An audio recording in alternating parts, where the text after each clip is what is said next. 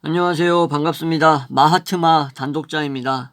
벌써 이제 이 낭만주의 애무하기가 제 생각에 이제 한 5편 이내로 끝날 것 같습니다. 이제 거의 뭐 끝자락까지 이제 왔어요. 거의 이제 막바지인데 이렇게 이제 뭔가 콘텐츠를 하나를 이제 시리즈물로 정해가지고 쭉 영상을 여러 개 찍다 보면은 이제 마지막쯤이 딱 됐을 때 뭔가 엄청난 성취감이 느껴집니다. 이게 또 해본 사람들만 알겠지만, 그런 의미에서 또 이렇게 내가 여기까지, 쉬지 않고 포기하지 않고 왔구나, 뭐 이런 어떤 사소한 만족감부터 시작해서, 커다란 성취감이 느껴진다. 이게 되게 중요한 거고, 그리고 이제 이거 다음에는 어떤 컨텐츠를 할지는 이제 나중에 마지막 영상에서 한번 생각을 해보려고 합니다. 자, 그래서 이번 영상에서는 이제 낭만주의가 어쩔 수 없이 이제 사회주의적인 성향으로 흘러갈 수밖에 없었던 것, 그리고 무정부주의에까지 이제 이 영향력이 뻗칠 수밖에 없었던 이유가 있어요. 그거에 대해서 이제 오늘 이번 시간에는 프랑스 이제 공화주의, 낭만주의가 공화주의에서 사회주의로 나아갔던 부분부터 말씀드리려고 하고, 이제 아마도 이제 다음 영상이나 다다음 영상에서는 미국, 영국의 이제 여기에 이제 나타났던 낭만주의의 모습, 뭐 청교도주의부터 해서 말씀드릴 건데, 낭만주의라는 게 사실상 여러분들 제가 루소 얘기하면서 말씀드렸지만, 이게 이제 이성이라던가 어떤 구체제 있죠? 구체제에 대한 반동이죠. 일종의, 그죠? 그래서 이성이 더 이상 인간을 구제할 수 있는 어떤 훌륭한 기준이나 척도가 될 수 없다라는 거잖아. 그래서 이성적인 것과 또 결합했던 게 이런 구체제가 뭐예요? 사람들의 뭐 이제 귀족제 아니면은 왕정은 전제왕정이겠죠. 전제왕정, 귀족제 이런 것들. 이러한 어떤 기존의 계급사회 이런 것들이 이성적으로 논리적으로 굴러갔다라고 하지만 수많은 뭐예요? 병폐를 양산했다라고 보면서 이 피지배계층들, 그죠? 피지배계층들이 들고 일어서면서 뭘 주장해요? 자유라던가 평등을 외치잖아. 우리는 날 때부터 똑같다. 그러면서 이렇게 사회주의적인 경향으로 흘러갈 수밖에 없어. 무정부주의로 왜 갔는지는 아시겠죠? 전제 왕정을 때려 부수고 새로운 이상사회 유토피아를 세우자라는 것이 사실상 사회주의나 무정부주의는 아니겠고, 사회주의 같은 이러한 사상의, 근본적인 어떤 토대죠. 예. 근데 이제 이거에 대해서 버크 같은 이제 영국의 보수주의 정치가이자 철학자, 이러한 버크 같은 사람들은 이 이상화된 사회 자체가 말이 안 된다고 봤죠. 사회는 유기체라는 거죠.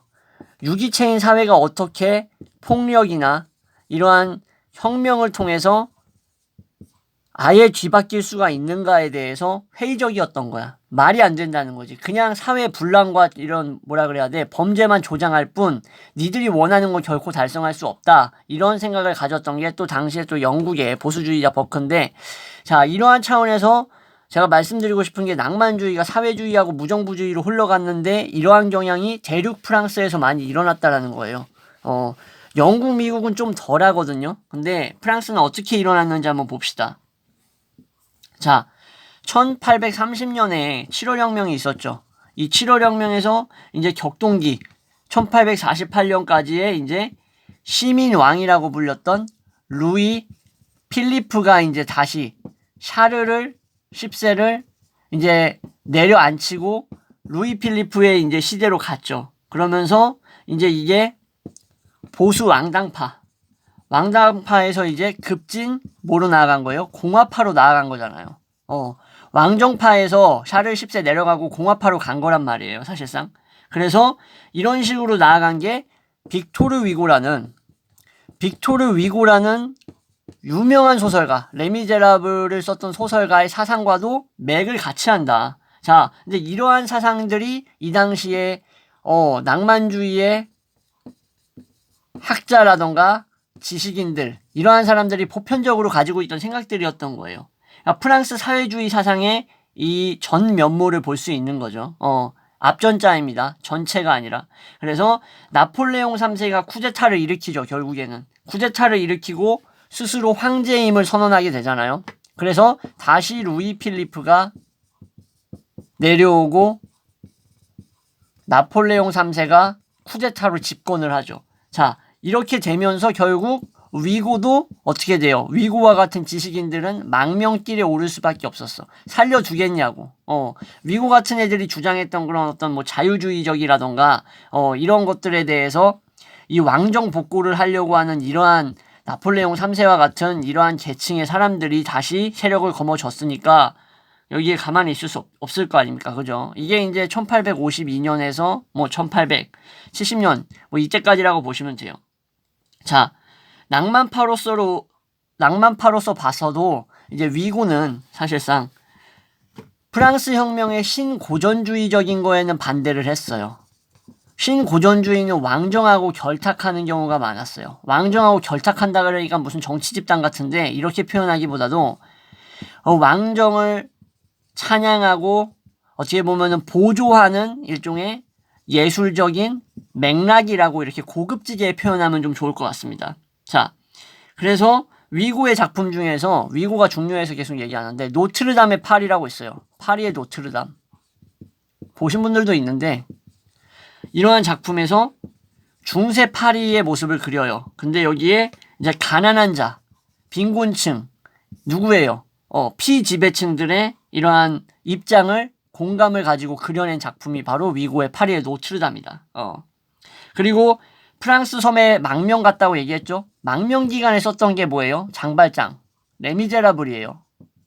이 레미제라블 같은 경우에도 주인공이 겪는 사회적인 불의에 대한 고찰이라고 볼 수 있죠. 근데 보들레르는 이러한 장발장에 대해서 역하다라고 얘기했어요. 구역질을 한다. 왜 그러냐면은 장발장에 나오는 것들은 사람들은 고귀한 하층민이에요. 보들레르 같은 경우에는 이 고귀한 하층민, 고귀한 창녀 같은 것들 있죠. 이러한 입장, 이러한 어떤 말도 안 되는 선인을 등장시킨다고 봤던 거예요. 보들레르가. 그래서 이렇게 위고의 문학은 낭만주의적이라기보다도 그냥 뭐랄까 허구로 가득 차 있다라는 느낌을 받은 거야. 세상에 존재하지 않는 인간들을, 존재할 수 없는 인간들을 그려낸 거야. 진짜로. 보들레르가 봤을 때. 그러니까 뭔가 어떻게 기만적이고 말도 안 되는 것처럼 보일 수가 있겠죠. 보들레르가 봤을 때는 하층민이고 가난하면 여러분들 이거 슬픈 얘기지만 이거에 걸맞은 그런 수준이라던가 아니면은 생활 방식과 이거 진짜 슬픈 얘기예요, 사실. 예, 그리고 인식 체계 이런 것들을 가지고 있다라는 거야. 지가 원하지 않아도 시야도 축소돼요. 이게 진짜 정말 안타깝지. 이래가지고 사회주의자들도 이거에 대해서 동의했던 건데, 그러니까 이렇게 살면 안 된다는 거야, 자기들도. 이렇게 사니까는 시야도 좁아지고, 삶의 질도 완전히 하락하고, 제가 뭐 우스갯소리로 뭐 땅에서 폐지 좋고, 땅에서 뭐 니들 똥 치워도 뭐 최고의 인문학자라고. 맞죠. 사실이긴 한데, 그래도, 가난하고 싶지는 않아, 솔직히. 누가 그러겠어. 누가 가난하고 싶겠어, 사람이. 그죠? 자, 아무튼, 이런 식으로 위고의 작품은 제가 좀 이렇게 잡설이 길었는데 위고의 작품은 어떻다? 사회주의적이라고 볼 수 있는 거예요. 왜? 가난한 자들에 대한 어떤 이 밑바닥 묘사가 마치 이러한 사람들에게 구제책이 부여되면은 어때요? 이들은 엄청난 성인처럼 행동할 것처럼 예상하고 그리고 있다라는 거예요. 근데 여러분들 아니지. 가난한 자들한테 이러한 혜택이 부여된다고 하면 오히려 이걸 또 악용하려고 하는 자들이 있잖아요. 그렇기 때문에 가난한 자에 대한 복지는 의미 없다라고 보는 아주 뭐랄까 이거를 기능론에 거의 극단에 치우친 분들도 계시잖아. 근데 이 말도 틀린 말이 아니야. 없다고 계속 줘버릇하면은 감사한지도 모르고 계속 받으려고 하는 것도 있어. 우리나라는 그렇지 특히 더. 사회주의라는 말, 이 말이 사실상 통용이 됐다라는 것은 사람들이 많이 썼다라는 것은 1827년에는 사실상 이제 프랑스 혁명의 목표라고 할 수 있는 혁명 목표라고 할 수 있는 뭐 평등이라고 볼 수 있는데 이 평등이라는 것이 결국 대중에게까지 도달이 안 된다라고 봤기 때문에 결국 사회주의라는 용어가 도래하는 데 있어서 이런 사회적인 모습이 이런 모순과 부조리들이 결국 이러한 용어가 도래하도록 만들었다라고 볼 수 있는 거예요. 아무리 이렇게 뭐 평등을 외쳐도 저기 탄광에서 일하는 영국 탄광 같은 데서 일하는 이 노동자들의 인생에는 아무것도 달라지는 게 없는 거야. 그래서 마르크스도 생산수단에 대해서 자본가가 독점하고 있기 때문에 병폐가 나타났다라고 얘기했잖아요. 그죠? 그래서 이렇게 유토피아적인 사회주의를 만들려고 하는데 이 유토피아적 사회주의는 사실상 어떤 사회주의예요? 편파적 사회주의예요. 편파적 사회주의. 왜냐? 여기서 여러분들 부유층이 기쁠 것 같아요? 한번 생각을 해봅시다. 나는 내가 부유층이면은 이 유토피아 사회주의 전혀 마음에 안 들 것 같은데. 내가 뭐 3대가 집안이 귀족 집안이라고 칩시다. 그러면은 이건 마음에 안 들어. 그러니까는 편파적인 일종의 뭐랄까 혜택이야. 부유층에겐 돌아가는 게 없어. 그냥 하층민만 좋은 거예요.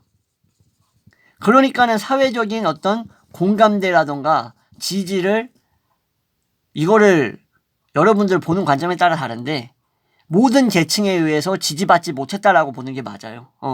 그래서 이러한 대표적인 인물들 중에서 이러한 유토피아 사회주의를 추구했던 인물들 중에서 누가 있어요? 생시몽이 있잖아. 그리스도교적인 가치를 약간 뒤틀어가지고 여기에 사회주의를 결합했던 생시몽하고 프리에가 있었지. 프리에.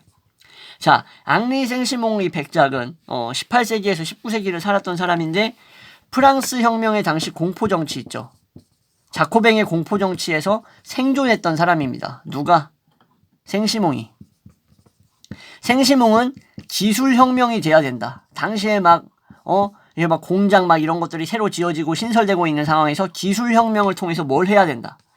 인류를 구원해야 된다라고 생각했던 거야. 조금 뭔가 좀 깨어있으려고 노력했던 사람이지. 그래서 일종의 과학적 전문가들이 세상에 있으면 이런 전문가들이 어떻게 해?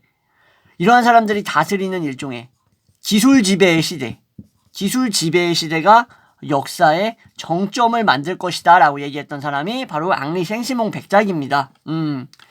근데 이런 것도 말도 안 되는 게 사실상 여러분들 그 누구야? 올더스 헉슬리 같은 사람이 멋진 신세계라는 작품 썼죠. 그런 작품에서 과학기술의 문명이 인류에게 가져오는 피폐함을 알 수 있죠. 루소는 아마 그런 이런 멋진 신세계 같은 작품 보면 아주 환장했을 거야. 거봐 내가 말했잖아. 문명은 인간을 더럽게 만든다니까.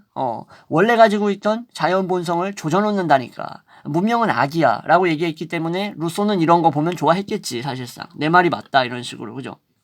사회라는 것은 생시몽이 봤을 때 일종의 작업실, 노동장, 노동터전이에요. 터전. 이게 되고 여기서 개개인은 뭐예요? 자신의 재능을 발휘하면서 기능하게 될 거라고 아주 말도 안 되는 낭만적인 소리를 하고 앉아 있었습니다. 누가? 생시몽 백작이. 자, 여러분들 개개인들의 재능이 발휘될 수 있어요?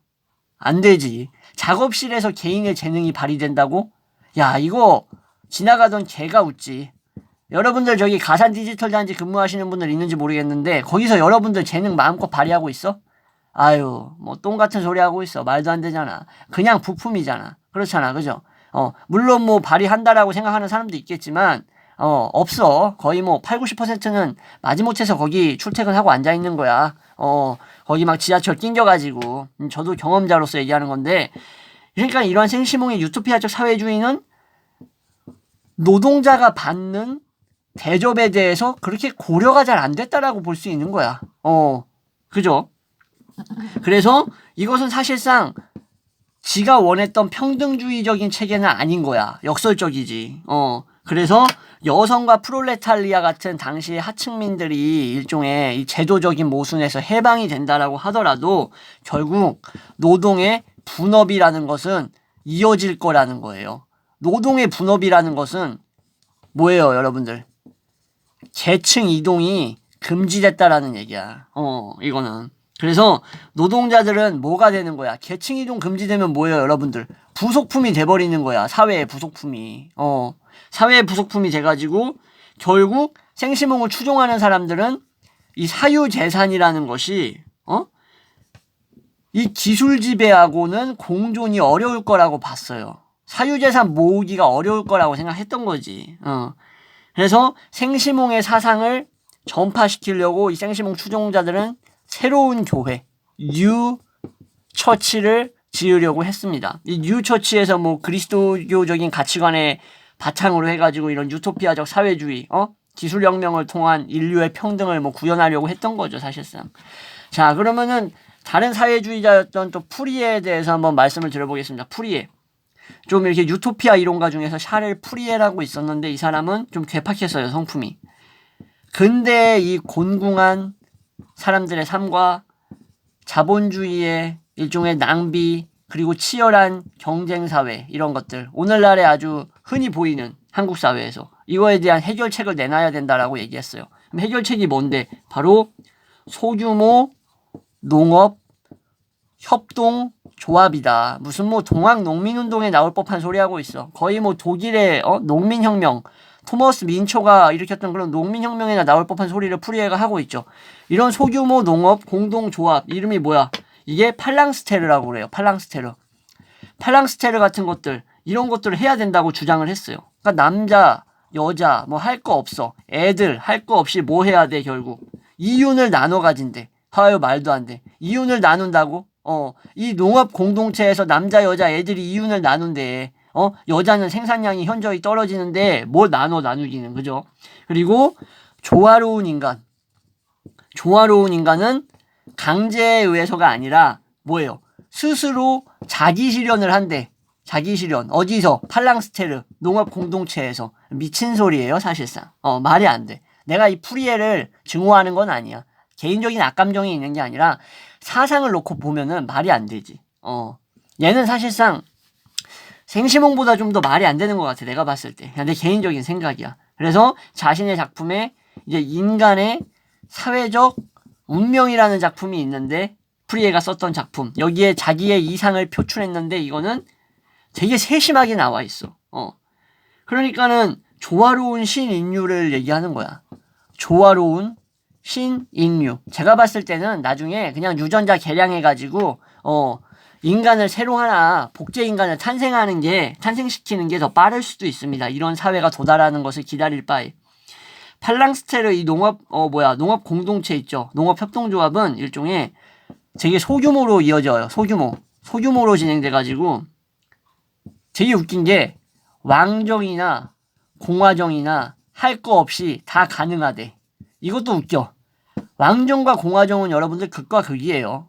물론 대가리라고 할 수 있는 사람이 있긴 있지만 여기에 대가리하고 여기에 대가리하고는 차원이 다른 대가리야. 그죠? 여러분들 다 아시죠? 자, 근데 왕정하고 공화정하고 어떻게 다 가능하냐? 이 소규모 농업 공동체가. 불가능해. 불가능하지. 그래서 실현은 된다라고, 그래, 100번 양보해서 뭐 실현돼. 뭐 억지로 실현됐다라고 쳐요. 그렇지만 부정의 온상이 되겠지. 그러면 농업 공동체에서 일 안 하는 놈은 누구야? 일 안 하는 놈은 누구겠어? 왕정에서. 귀족들 일 안 하겠지. 공화정에서 누가 일 안 하겠어? 원로원들 일 안 하겠지. 의회 국회의원들 일 안 할 거 아니야. 이런 거죠. 그래서 인간의 욕구에 대한 이러한 푸리의 관심이라든가 약간 반자본주의적인 이런 경향성이 있죠. 이런 것들이 1848년 혁명에 이제 영향을 줍니다. 그리고 푸리에는 마르크스에도 영향을 줘요. 칼 마르크스. 실제로 이러한 농업 공동조합인 팔랑스테르는 미국에서 조직이 돼보긴 했어. 신기하다 그래가지고 한번 실험적으로 했는데 이제 뭐 농장 같은 데에서 한번 했었어요. 근데 여기에 이제 이 농장 구성원 중에 여러분들 주홍글씨라는 작품 아시죠? 주홍글씨. 여자가 이제 주홍글씨를 새겼잖아. 왜 그랬어? 남자와 이제 그런 좀 성적인 그런 걸 하고 나서 낙인이 찍혀버렸잖아. 그 당시에 이제 청교도 사회였나 아무튼 그래가지고 그런 짓을 하면 안 되는데 했다고 해가지고 낙인 찍히고 막 같은 그런 거 있어요. 뭐 사형 위기까지 가는데 뭐 더 이상 얘기는 안 하겠습니다. 여러분들이 보시는 게 나아서. 그 주홍글씨 무슨 우리나라 한국의 그 공포영화 같은 거 아니에요. 예. 이 고전 주홍글씨 있습니다. 호손 작품이에요. 자, 이 호손도 이 농장 팔랑스테르의 소속된 구성원이었던 거예요. 그래가지고 이 공동체는 에머슨의 뭐라 그래야 돼? 지원을 받았어요. 랄프 알도 에머슨이라는 일종의 트랜센달리즘인가 초월주의라고 부를 수 있는 이 에머슨 학자의 지원도 받았다. 그래서 뭐 미국에서는 이제 실험적으로 데모 버전으로 이제 실행이 되긴 했었는데, 또 초기 사회주의자 중에서 또 블랑키라는 사람이 있었어요. 블랑키는 이제 스스로를 공산주의자라고 불렀어요. 공동의 재산을 추구하는, 그죠?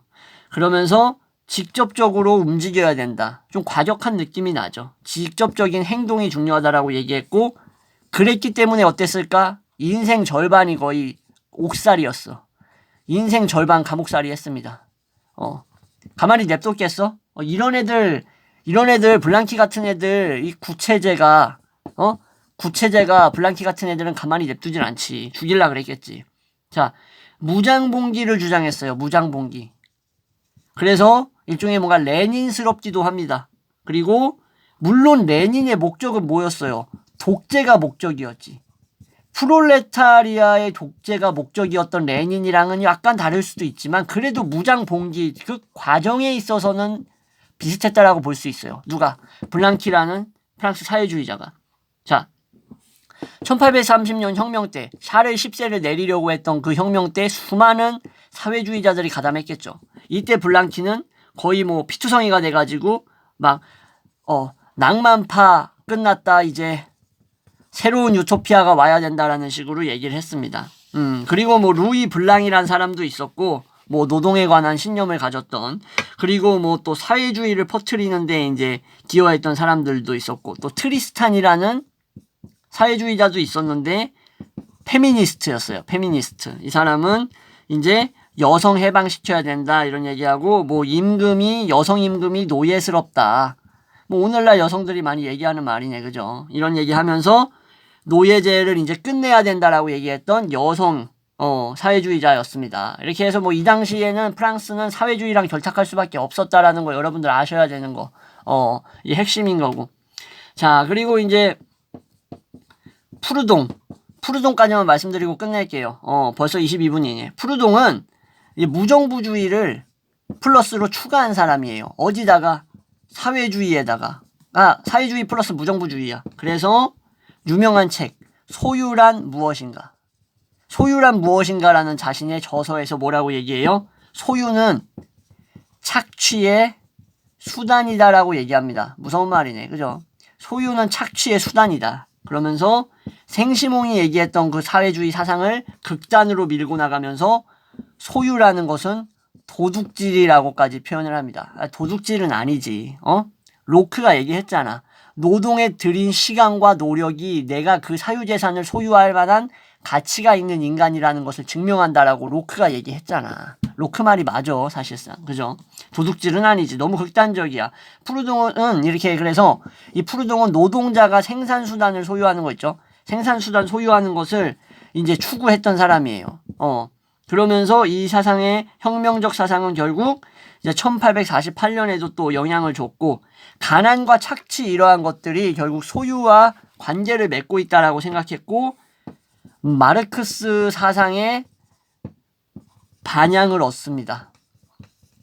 그리고 뭐랄까, 이게 이제 또 나중에는 러시아 혁명, 로마노프 왕조랑도 관련이 있을 텐데, 이러한 러시아 혁명과 스페인 내전을 거쳐가지고 계속되고 있다라고 볼 수 있어요. 어떤 게? 이